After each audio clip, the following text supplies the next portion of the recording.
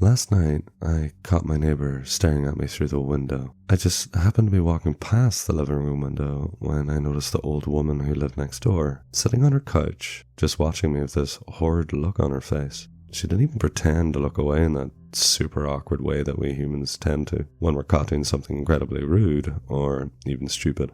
It was like she was in a trance. Her eyes almost bulged from her wrinkled, leathery face. The creases on her features began to slowly tighten until she looked like she would just about fall apart at any moment. I waved to her, but it only seemed to make things worse. Her eyes opened wide and started tearing up.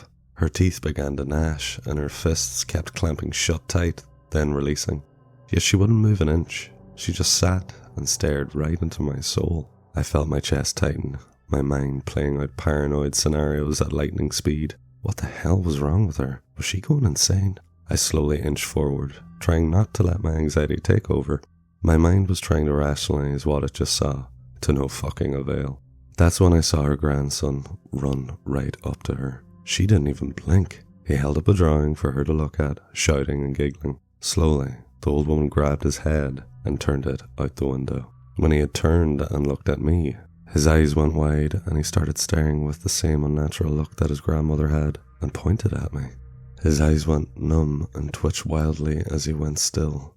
His gaze would not break from mine. I tried to motion to him, mouthing out, "Do you need help?" The boy's head started to turn sideways, still staring directly at me. His body went limp. Now I knew for sure something was wrong here. I quickly closed the distance to my window and shut the blinds, trying to shake the feeling of being watched. It was like icy needles were slowly piercing the back of my neck. I couldn't breathe. But when I turned around to go grab my inhaler, there was another person staring through my window, this one on the opposite side of the room. My body felt wobbly as I processed the man and his wife, my other neighbours. They stood on the lawn just outside my house. Both of them were just staring. The woman's face twisted up in a look of absolute hysteria. Her mouth pursed so tightly that her head was vibrating from the pressure. She looked like she was muttering the same words over and over. Her husband was next to her, just a few feet from the window. He looked at me with a tightly wound look of absolute disgust. His body kept shivering. His tongue continuously licked his lips like he was trying to keep them from drying up.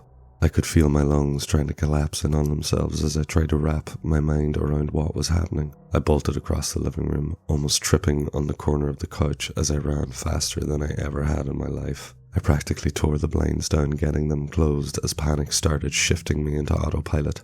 I started to scream as I turned, seeing another set of unblinking eyes looking in through a window in the kitchen. It was the only visible window from where I stood and stared back. The mailman usually made late runs, but now he was stood completely still, with a mail from his satchel blowing around him in a swirling motion. It was as if he had been walking and just completely froze the moment we locked eyes with each other. I started to scream at the top of my lungs, running to close the window. The man was just like the others, unflinchingly gawking at me with this growing intensity that made me want to curl up and cry. As I closed the curtains over the kitchen window, I decided enough was enough.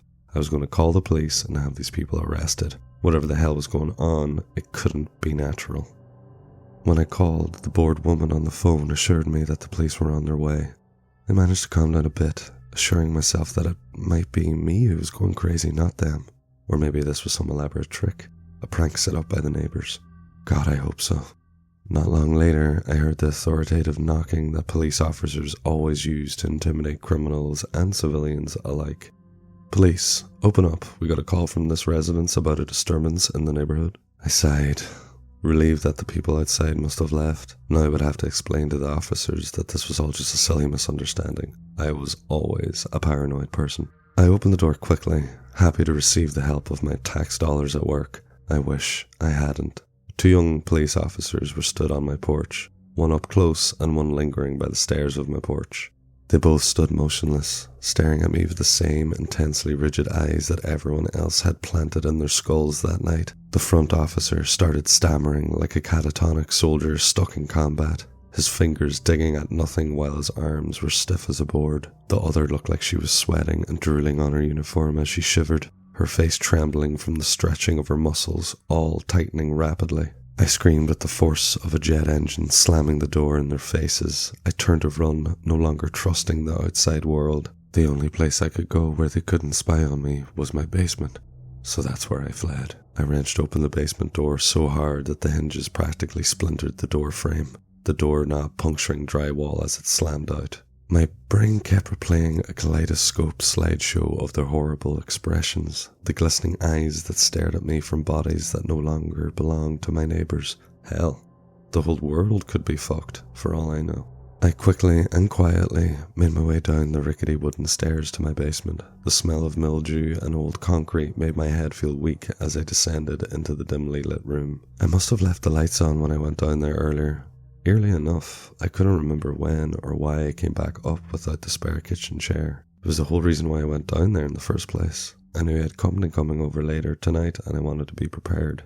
I got about 10 steps from the bottom when I stopped, holding my breath as nerve-tingling sounds reached my ears. It sounded like someone was down there. A man was whispering to himself, occasionally releasing a low and menacing laugh. He was talking to himself, and I could hear what sounded like a blade slicing into fresh meat. He would slice, then laugh, slice, then cry out.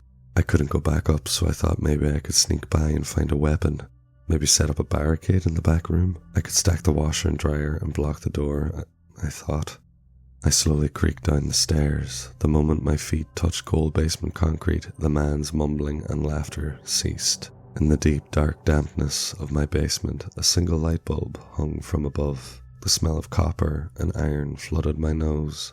It took me a long time to process the lunacy that lay before me. Under the single glowing yellow-orange light of the room, a man stood there. He wore a ragged-looking olive-coloured jacket, a pair of torn and dirty jeans, and had a long, bloodied knife gripped tightly in hand. He just stood there, staring.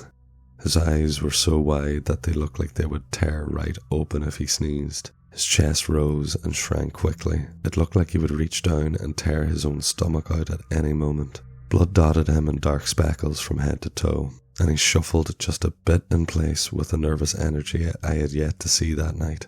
I could feel his eyes drilling right through my head, like he was stuck here for all eternity. At his feet, I saw a bloodied and mangled corpse laying face up on its back, the blood coagulating as it touched the cold concrete floor, steam rising into the air from the warmth leaving its host. I wanted to scream. I wanted to run upstairs, run out the door and find someone in the shadows of the streets to come and help me, sort out the insanity of this night that I fell head first into unknowingly. Not because there was a killer in my basement, not because everyone was staring into my soul that night. It's because the body I saw under the bloodied knife and flickering fluorescent bulb was me.